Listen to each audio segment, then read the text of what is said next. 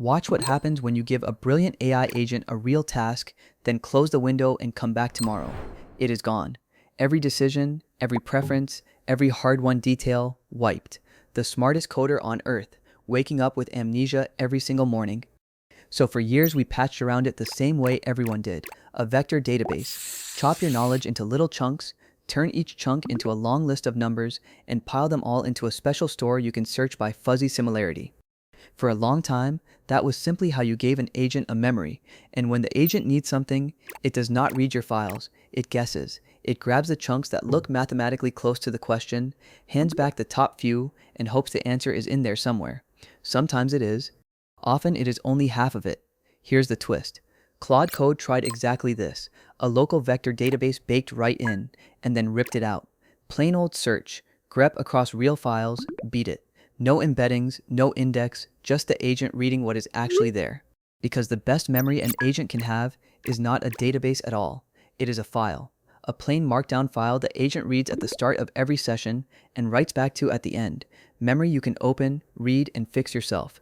And in June, Google made it official. They published the Open Knowledge Format, OKF, a standard that says an agent's memory should be exactly this, a folder of markdown files, no database, no runtime, just files. Every piece of knowledge becomes one file.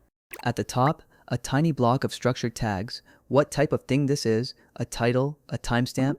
Below it, the actual knowledge in plain markdown. That is the entire format. Then the files link to each other, exactly like a wiki. One concept points to the next with an ordinary markdown link, and the whole folder quietly becomes a graph, a live map of how everything your agent knows connects together, and the agent maintains it itself. It reads the files, adds new ones, updates the old, and links them, the bookkeeping a human would abandon in a week. As Carpathy put it, models do not get bored and they can touch 15 files in one pass. So here's the plan for the next 10 minutes. Why agent memory has been quietly broken, how OKF fixes it with nothing but files, and how to wire it into Claude Code today, plus the honest truth about what it still cannot do. Let us start with the wound. A language model has no memory of its own. Every request is a blank slate. It only knows what is inside the context window right now. Close the session and that context is gone for good. The model did not learn anything. It just borrowed your words for a moment.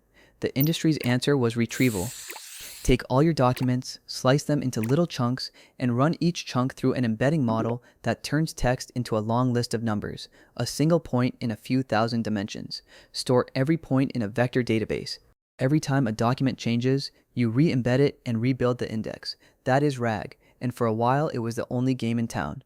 But look closely at what retrieval actually does. When you ask a question, it embeds your question too, then finds the stored chunks whose numbers sit closest to it. Closest is not the same as correct.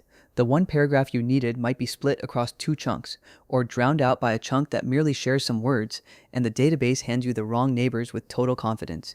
You never see why, you just get a slightly wrong answer, and you cannot see any of it. A vector is not readable. You cannot open one, diff it, or fix a wrong fact by hand.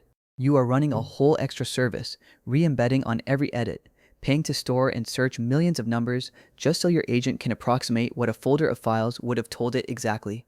Which is why Claude Code went the other way. Early on, it shipped with a local vector store for your codebase, and the team pulled it out. Boris Cherny, who led Claude Code, said it plainly. Agentic Search, letting the model grep, list, and open real files on its own, turned out simpler, cheaper, and more accurate than any embedding index. Think about why. If you want every place a function is called, grep gives you all of them, exactly in milliseconds. Cosine similarity gives you the 10 that merely felt close. For precise facts, exact search wins, and the agent already knows how to drive it. So Claude Code's memory is just files you already own.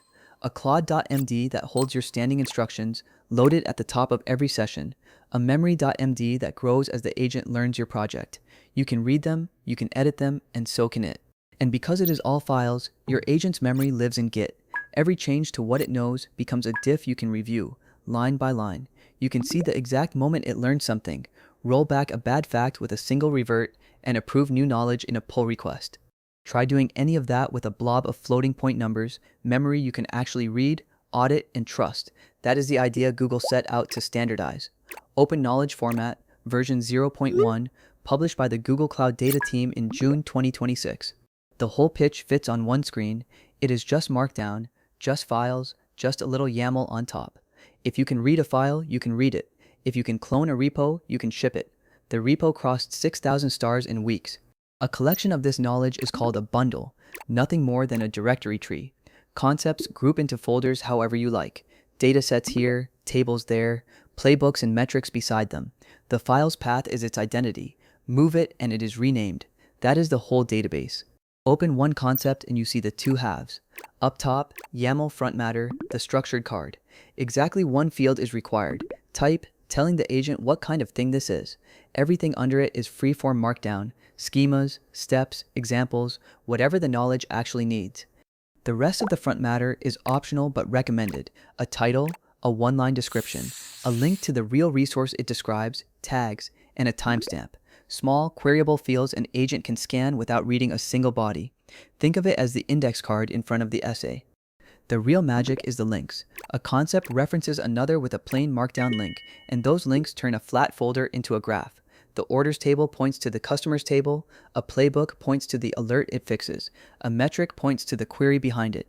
Follow the edges, and you are literally walking the agent's knowledge, the same shape you would draw on a whiteboard, except the agent can read it. To keep the agent from swallowing everything at once, each folder can carry an index, a short menu of what lives inside. The agent reads the menu, decides what it actually needs, and opens only that. Progressive disclosure, instead of dumping the entire brain into the context window, and every corner of the bundle can keep a log, a dated history of what changed and when. New table added here, playbook deprecated there. Your agent's memory does not just hold facts, it remembers how those facts got there, in plain, readable, chronological order. 3 rules hold the whole thing together. Minimally opinionated. The only requirement is that one type field. Producer and consumer are independent. A human can write what an agent reads, and it is a format, not a platform. No account, no SDK, no owner. That is exactly why anyone can speak it. Now put the two together. You point Claude Code at an OKF bundle, a knowledge folder sitting right inside your repo, and mention it in CLAUDE.md. From that moment on, the folder is the agent's long-term memory, portable, versioned, and completely under your control. When a task arrives, the agent does not load the whole thing. It opens the top-level index, follows the one link that matters, reads that single concept, and gets to work. You could have 10,000 files of knowledge, and the agent only ever touches the handful it needs. No embeddings, no retrieval step, no context blown on things it will never use. And when it learns something new, it writes a fresh file, links it in, and appends a line to the log. Here's the best part. Because OKF is a standard, that brain travels. Hand the same folder to a different agent, Gemini, a homegrown tool, anything, and it reads the exact same memory.